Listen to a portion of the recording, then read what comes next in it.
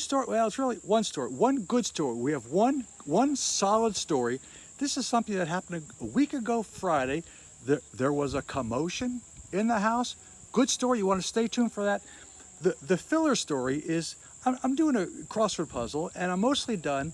Here, I'll give you the clue. The clue is fjord kin. Okay, kin of a fjord, son of a sailor.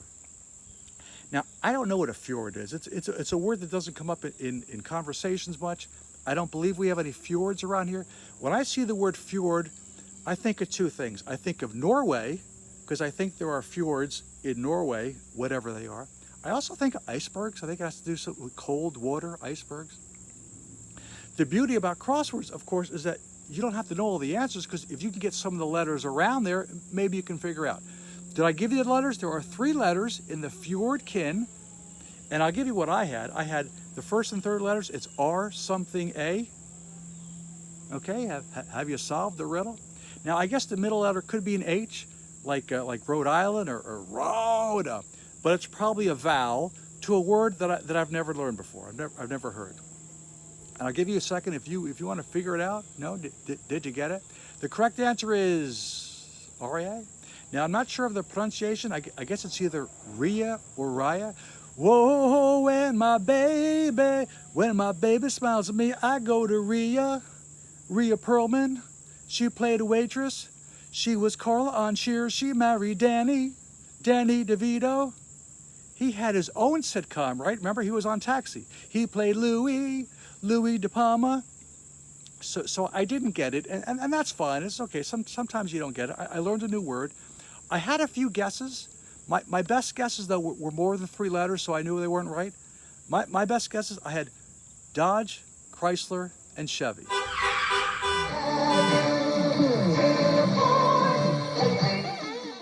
Sports fans, are you ready for a little commotion?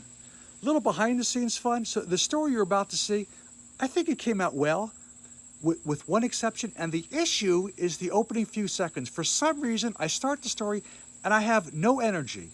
Maestro. We'll call this story the commotion.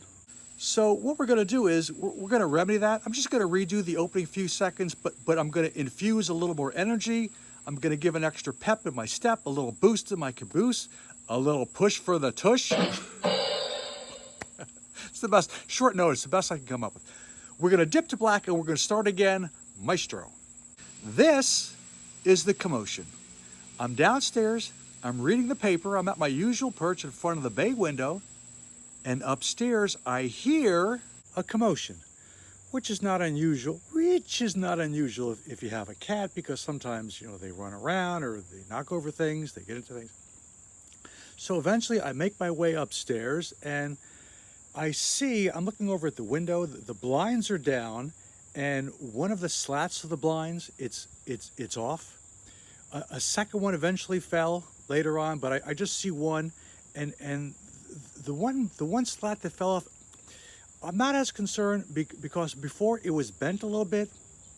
There is a chair next to this window, and sometimes Bella gets on the chair and she paws at the blinds. She wants to get behind the blinds. She's fascinated with the blinds. Okay, so 2 pieces have since fell, but at the time I just saw one. One piece had fallen. Okay. I then see something else, and if you had given me 100 guesses, I wouldn't have come close. Not a clue. I see, this is on the other side of the room. This is next to the other window, other side of the bed, on the floor, on the rug. I see a dead bird.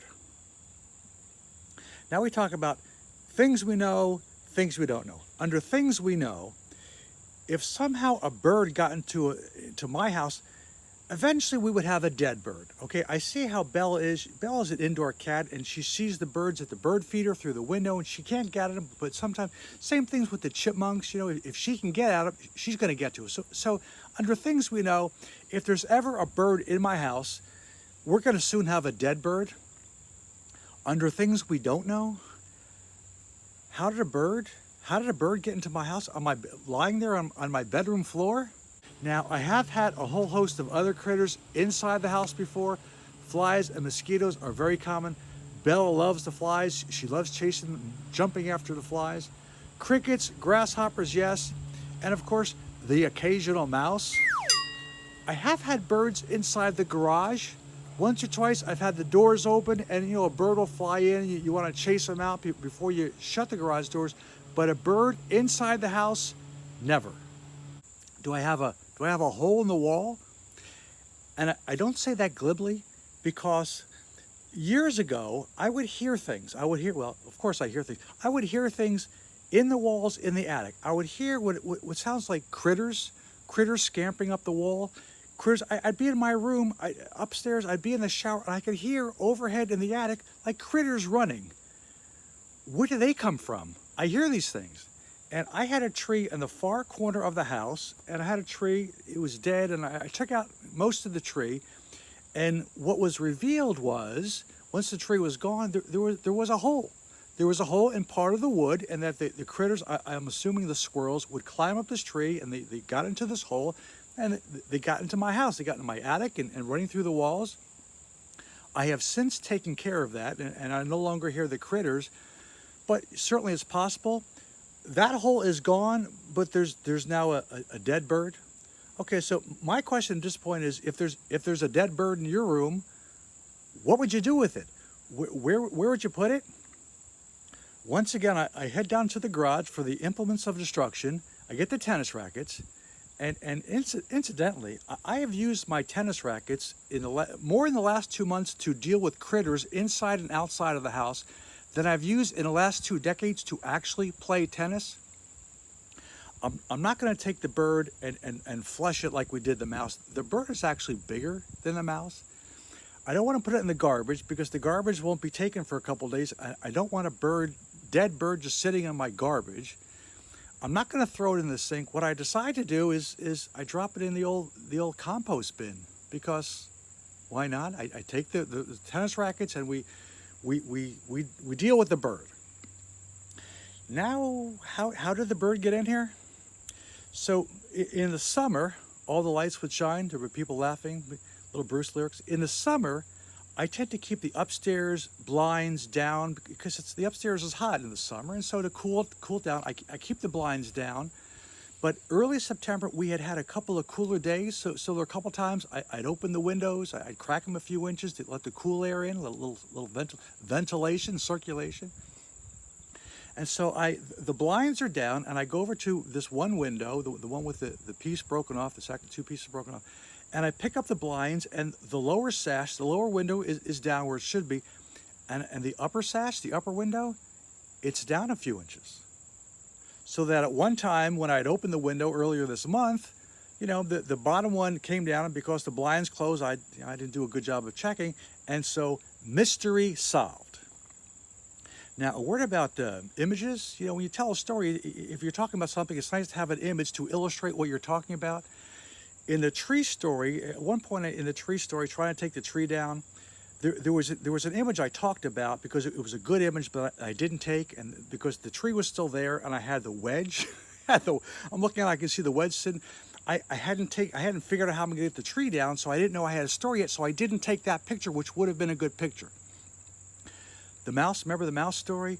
The mouse story happened quickly. Once the mouse was running around upstairs and then got into my bedroom, we had to deal with the mouse. It wasn't a question of, let's stop and take a picture because that'll be good for a story. Now the bird story, the bird story. As soon as I see the bird, I have a dead bird. Pretty soon I'm thinking, I think we have a story, and I thought about take a picture. Illustrate the story, and I chose not to take a picture of the bird, and for a couple of reasons. One is I felt bad, because Bella killed the bird, and I felt bad for the bird. The bird is, he didn't know that the bird would enter a house that has a cat, a killing machine. The other thing is, do you want to see a dead bird? A dead bird that was lying on my bedroom floor, my bedroom rug as part of it. I opted. Someone else might have opted to include a picture of a dead bird. I opted not to, and instead, I thought I'd run pictures of, these are the birds we see. Most days they come to the bird feeder, and it's sort of nice to look at the birds. I thought I'd show the live birds instead, knowing that if somehow they made their way into the house, they're going to survive the same fate. As always, thank you for watching. We'll see you next time right here on the YouTube. You had the time to turn to bring the road alive. Have you driven a Ford? And you don't know what you're missing. Have you driven a Ford? Driven a Ford? Have you driven a Ford lately? Ta-ta for now. A little push for the tush.